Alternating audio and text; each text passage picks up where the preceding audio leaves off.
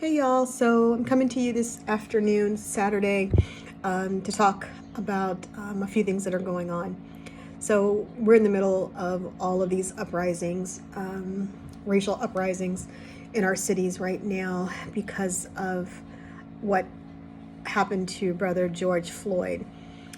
And not just what happened to Brother George Floyd, just all the things that we as African folks have to face out here in the world, right? So it's the killings of us. It is the abuse of us. It is the abuse that we have at the hands of police officers. It's the abuse that we suffer at our jobs. It is the advantage that people take just in terms of gentrifying our neighborhoods and having to work harder than everybody else and being penalized for that or not being rewarded like we should, right? It is the not having resources. It is watching other people select for us what will be known as our culture and having that then impact how the rest of the world sees us. It is watching other people come and benefit from the hard work and the sacrifice and literally the pain, blood, and suffering that our people have actually put in. So there's a lot of things that I think that we're tired of, right? So, I've heard it be called racial battle fatigue, right? Where you actually become exhausted by all of this. And that's where I am right now.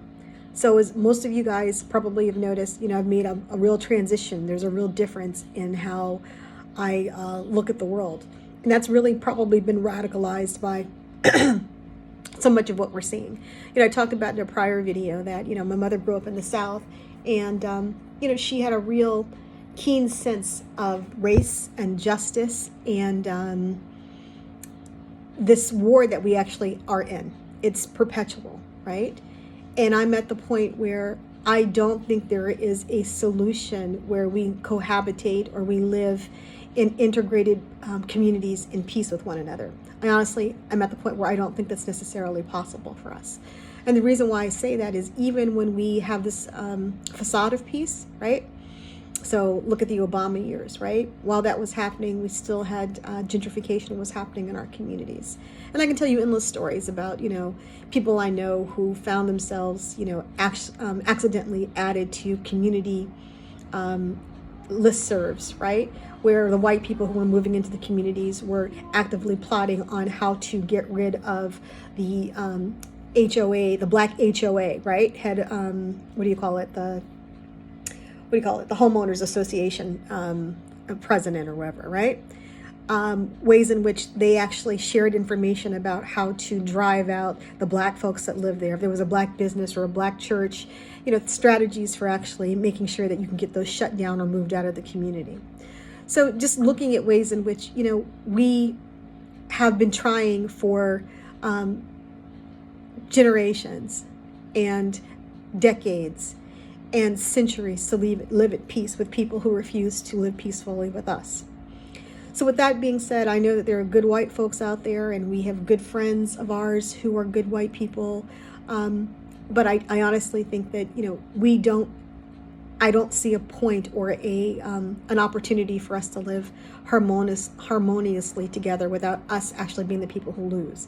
So, watching the last 30 years or last, even 10 years, watching our cultural practices and our cultural norms be replaced with other people's ideas about who we are. So for example, watching hip hop culture being taken over by people who don't look like us, who aren't from our community, and turn it into something that actually feeds on our young people and destroys their minds, right? Watching it disrespect women and older people and just be turned from a source of empowerment and good into something that actually is a cancer on most of us, right? And then most of us aren't even critical of this because we don't understand it happening. So, at this point, I'm not hopeful about what it is that we can do to live in peace together. Also, going back to yesterday's video where I talked a little bit about the history or the problem that we face with, rabid racists who want us dead now, and polite racists who rather have a slow-moving genocide or making sure that we're just policed so that they can live in peace and not have to deal with sort of these centuries of guilt that's been passed down, right? Or fear about what we might do if we ever aren't completely oppressed, right? And I honestly think, just like you saw that woman in the park, Amy Cooper in the park, she knew exactly how to press those buttons and how to assert a sense of control over that man in that park, that black man in that park, by calling the police on him, right? And I find that in my regular life, that's the kind of thing that we deal with every single day, right? You go to work and there's a way that, it's your story against, the white person that you work with. And everybody's going to believe what they say about you because they're white, right? And if you aren't constantly willing to bend over backwards to make other people feel comfortable with you, and to not being in integrity with yourself, if you're okay with that, you're going to do well in this culture, right? But as a black person who has integrity or sense of self, right, and a sense of self-respect as a black person, you don't fare as well, right? You're going to struggle. So with that being said, I don't see a way that we can live peacefully together. But I think that there's a way that we definitely can have peace as black folks, right? And that's what I really want to talk about. As most of you guys can see, I consider myself an African person. I consider myself a Pan-Africanist. And I think there really is something to be said about black folks visiting the continent and seeing what it's like to be in an environment where you actually get to be yourself, and that you actually aren't seen as a problem or a constant threat, whether that's a physical threat or an existential threat, or whether it is a threat over resources or advancement, going someplace where you're not seen as a problem, right? And also going someplace where you actually can maybe see the levels and the layers of internalized racism that you might actually have, and that you maybe have a chance to put that down. So anyway, my biggest thing is for people maybe to get involved in movements and to look at information about other people who've made the transition.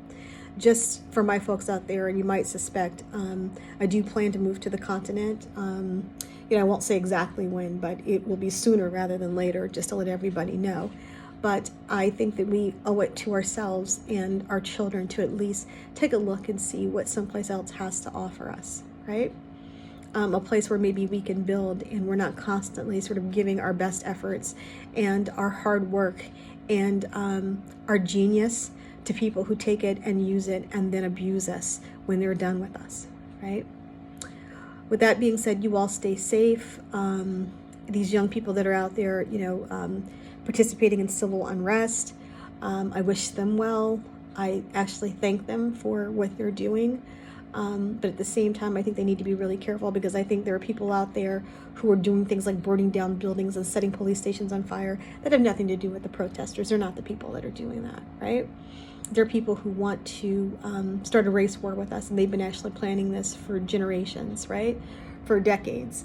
And this can actually be a way to maybe push us into that place, right? Where you can blame black people for burning down the city, and then you can call the National Guard on them, and then you can actually impose martial law and have,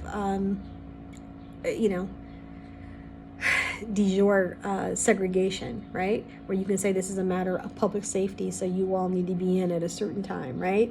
That you're going to be strict in your movements, or people can sort of literally ask you for passes, or legitimately block where it is that you go, and to limit your access to all manner of things. So anyway, with that said, y'all just be safe, be careful, be smart.